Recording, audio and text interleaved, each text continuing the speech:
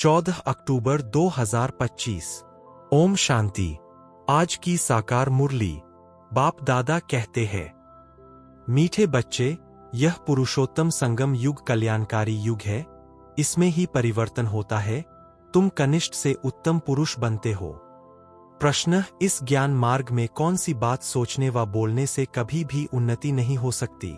उत्तर, drama में होगा तो पुरुषार्थ कर लेंगे, ड्रामा कराएगा तो कर लेंगे। यह सोचने व बोलने वालों की उन्नति कभी नहीं हो सकती। यह कहना ही रांग है।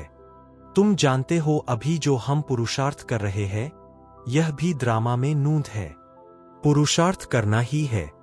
गीत, यह कहानी है दीवे और तूफान की। ओम शांति। यह है कलयुगी मनुष्यों के गीत, परंतु इनका अर्थ वह नहीं जानते। यह तुम जानते हो। तुम हो अभी पुरुषोत्तम संगम युगी। संगम युग के साथ पुरुषोत्तम भी लिखना चाहिए।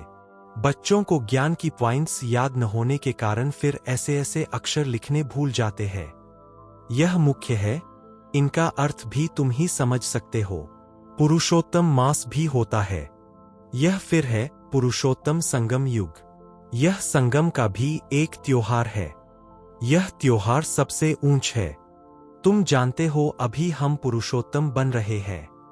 उत्तम ते उत्तम पुरुष, ऊंच ते ऊंच साहूकार से साहूकार नंबर 1 कहेंगे लक्ष्मी नारायण को। शास्त्रों में दिखाते हैं बड़ी प्रलय हुई, फिर नंबर 1 श्री कृष्ण पीपल के पत्ते पर सागर में आया। अभी तुम क्या कहेंगे? नंबर 1 है यह श्री कृष्ण, जिसको ही श्याम सुंदर कहते हैं। दिखाते हैं अगूंठा चूसता हुआ आया। बच्चा तो गर्भ में ही रहता है। तो पहले फले ज्ञान सागर से निकला हुआ उत्तम ते उत्तम पुरुष श्री कृष्ण है। ज्ञान सागर से स्वर्ग की स्थापना होती है। उनमें नंबर 1 पुरुषोत्तम यह श्री कृष्ण है, और यह है ज्ञान का सागर, पानी का नहीं। प्रलय भी होती नहीं। कई बच्चे नए नए आते हैं तो बाप को फिर पुरानी पॉइंट रिपीट करनी पड़ती है।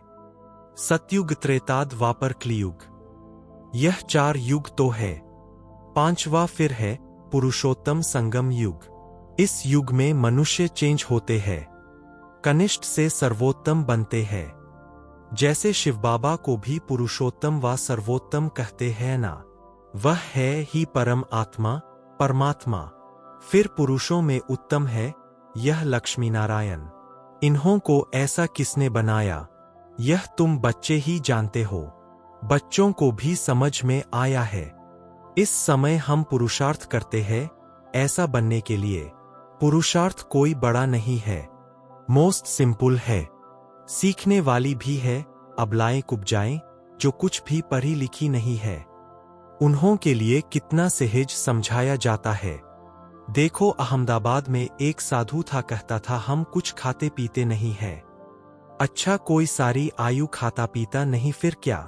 प्राप्ति तो कुछ नहीं है ना। जार को भी खाना तो मिलता है ना।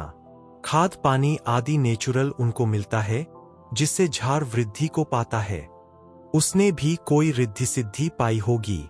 ऐसे बहुत है जो आग से पानी से चले जाते हैं। इनसे भला फायदा क्या? तुम्हारा तो इस सहज राजयोग से जन्म जन्मांतर का फायदा है। तुमको जन्म जन्मांतर के लिए दुखी से सुखी बनाते हैं। बाप कहते हैं, बच्चे, ड्रामा अनुसार हम तुमको गुह्य बातें सुनाता हूं। जैसे बाबा ने समझाया है, शिव और शंकर को मिलाया क्यों है? शंकर का तो इस सृष्टि में पार्ट ही नहीं है। शिव का, ब्रह्मा का, विष्णु का पार्ट है। ब्रह्मा और विष्णु का ऑलराउंड पार्ट है। शिव बाबा का भी इस समय पार्ट है, जो आकर ज्ञान देते हैं, फिर निर्वाण धाम में चले जाते हैं। बच्चों को जायदाद देकर खुद वानप्रस्थ में चले जाते हैं। वानप्रस्थी बनना अर्थात गुरु द्वारा वाणी से परे जाने का पुरुषार्थ करना। परंतु वापस तो कोई जा नहीं सकते, क्योंकि विकारी भ्रष्टाचारी है। विकार से जन्म तो सबका होता है।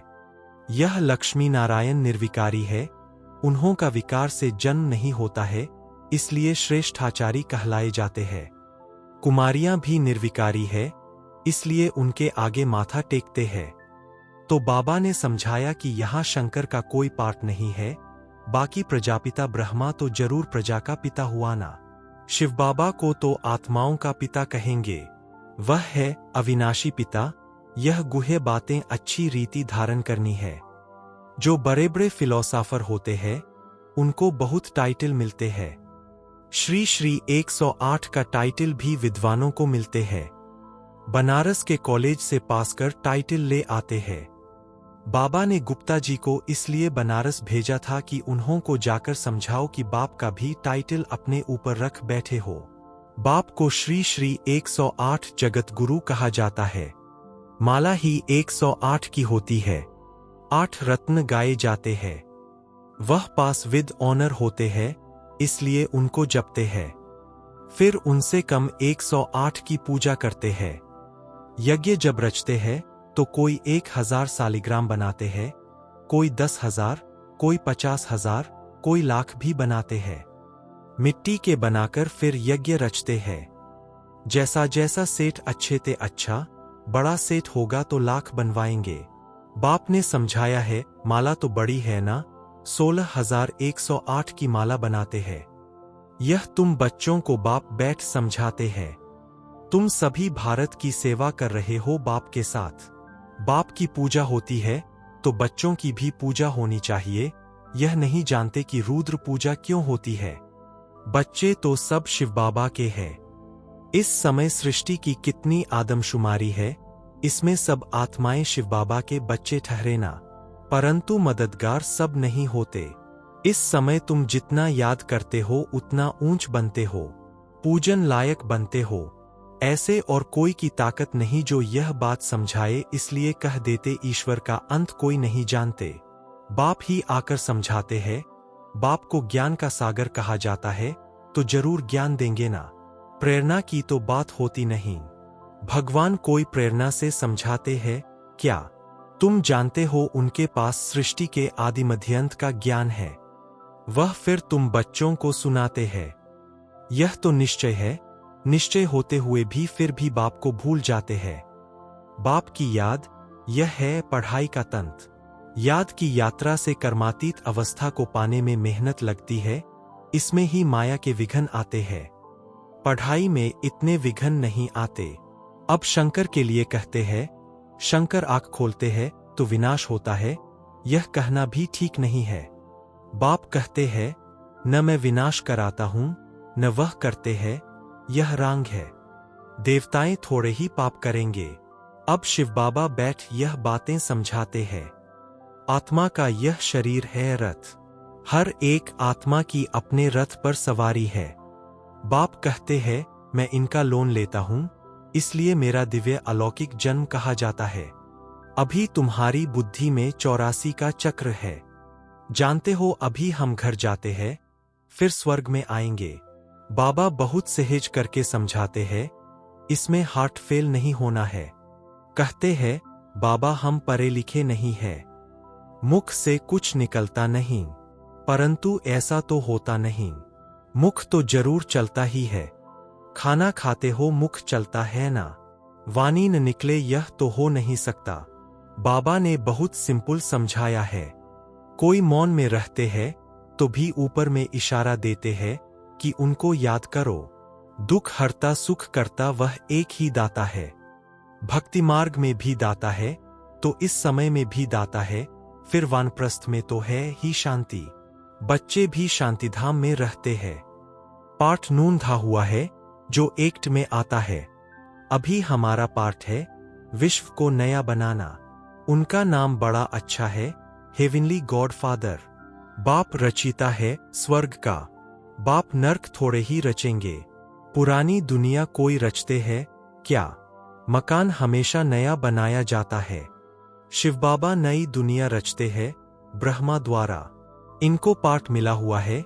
यहाँ पुरानी दुनिया में जो भी मनुष्य है, सब एक दो को दुख देते रहते हैं। तुम जानते हो हम हैं शिव बाबा की संतान। फिर शरीरधारी प्रजापिता ब्रह्मा के बच्चे हो गए एडाप्टेड। हमको ज्ञान सुनाने वाला है शिव बाबा रचिता, जो अपनी रचना के आदि मध्यंत का ज्ञान सुनाते हैं। तुम्हारी एम ऑब्जेक्ट ही है यह बनना।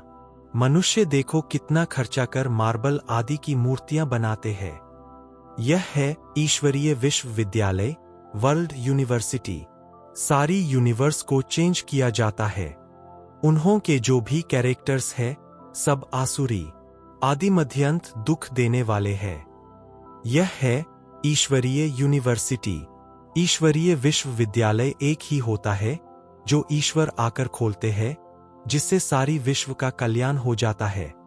तुम बच्चों को अब राइट और रॉन्ग की समझ मिलती है और कोई मनुष्य नहीं जो समझता हो। राइट रॉन्ग को समझाने वाला एक ही राइटियस होता है, जिसको ट्रूथ कहते हैं।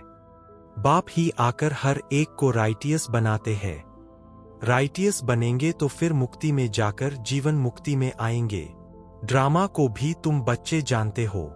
आदि से लेकर अंत तक पाठ बजाने नंबरवार आते हो। यह खेल चलता ही रहता है। ड्रामा शूट होता जाता है। यह एवर न्यू है। यह ड्रामा कभी पुराना नहीं होता है और सब नाटक आदि विनाश हो जाते हैं। यह बेहद का अविनाशी ड्रामा है। इनमें सब अविनाशी पाटधारी है। अविनाशी खेल व मांडवा देखो कितना बड़ा है। बाप आकर पुरानी सृष्टि को फिर नया बनाते हैं। वह सब तुमको साक्षात्कार होगा। जितना नजदीक आएंगे फिर तुमको खुशी होगी। साक्षात्कार करेंगे, कहेंगे अब पाठ पूरा हुआ। ड्रामा को फिर रिपीट करना है। फिर नए सिर पाठ बजाएंगे जो कल पहले बजाया है। इसमें जरा भी फर्क नहीं हो सकता है। इसलिए जितना हो सके तुम बच्चों को ऊंच पद पाना चाहिए। पुरुषार्थ करना है, मूंझना नहीं है। ड्रामा को जो कराना होगा वो कराएगा, यह कहना भी रॉन्ग है। हमको तो पुरुषार्थ करना ही है। अच्छा, मीठे मीठे सिकी लधे बच्चों प्रति माता पिता बाप दादा का याद प्यार और गुड मॉर्निंग। रूहानी बाप की रूहानी बच्चों को नमस्ते। धारणा के लिए मुख्य सार। 1. पढ़ाई का तंत्र सार। बुद्धि में रख याद की यात्रा से कर्मातीत अवस्था को पाना है।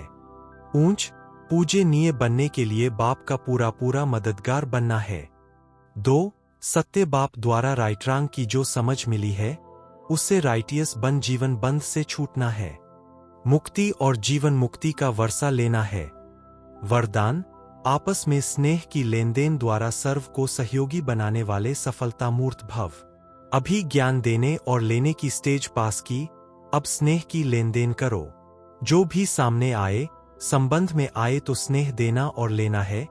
इसको कहा जाता है सर्व के स्नेही व लवली। ज्ञान दान अज्ञानियों को करना है, लेकिन ब्राह्मण परिवार में इस दान के महादानी बनो। संकल्प में भी किसके प्रति स्नेह के सिवाय और कोई उत्पत्ति न हो। जब सभी के प्रति स्नेह हो जाता है तो स्नेह का रिस्पॉन्स सहयोग होता है और सहयोग की रिजल्ट सफलता प्राप्त होती है। स्लोगन 1 सेकंड में व्यर्थ संकल्पों पर फुल स्टॉप लगा दो, यही तीव्र पुरुषार्थ है। मातेश्वरी जी के अनमोल महावाक्य। आजकल मनुष्य मुक्ति को ही मोक्ष कहते हैं। वो ऐसे समझते हैं जो मुक्ति पाते हैं वो जन्म मरण से छूट जाते हैं। वो लोग तो जन्म मरण में न आना इसको ही ऊंच पद समझते हैं, वही प्रारब्ध मानते हैं। जीवन मुक्ति फिर उसको समझते हैं जो जीवन में रहकर अच्छा कर्म करते हैं। जैसे धर्मात्मा लोग हैं, उन्हों को जीवन मुक्त समझते हैं। बाकी कर्म बंधन से मुक्त हो जाना वो तो कोटों में से कोई विरला ही समझते हैं। अब यह है उन्हों की अपनी मत। लेकिन हम तो परमात्मा द्वारा जान चुके हैं कि जब तक मनुष्य पहले विकारी कर्म बंधन से मुक्त नहीं हुआ है, तब तक आदि मध्यंत दुख से छूट नहीं सकेंगे। तो इससे छूटना यह भी एक स्टेज है। तो भी पहले जब ईश्वरीय नॉलेज को धारण करे तब ही उस स्टेज पर पहुंच सके, और उस स्टेज पर पहुंचाने वाला स्वयं परमात्मा चाहिए, क्योंकि मुक्ति जीवन मुक्ति देते वह है। वो भी एक ही समय आए सबको मुक्ति जीवन मुक्ति दे देते हैं। बाकी परमात्मा कोई अनेक बार नहीं आते, और न कि ऐसा समझो कि परमात्मा ही सब अवतार धारण करते हैं। ओम शांति। अव्यक्त इशारे स्वयं और सर्व के प्रति मनसा द्वारा योग की शक्तियों का प्रयोग करो। मनसा सेवा बेहद की सेवा है। जितना आप मनसा से वाणी से स्वयं सैंपल बनेंगे तो सैंपल को देखकर स्वतः ही आकर्षित होंगे। सिर्फ दृढ़ संकल्प रखो तो सहज सेवा होती रहेगी। अगर वाणी के लिए समय नहीं है तो वृत्ति से, मनसा सेवा से परिवर्तन करने का समय तो है ना। अब सेवा के सिवाय समय गंवाना नहीं है। निरंतर योगी, निरंतर सेवाधारी बनो। यदि मनसा सेवा करना नहीं आता तो अपने संपर्क से, अपनी चलन से भी सेवा कर सकते हो। अच्छा, ओम शांति।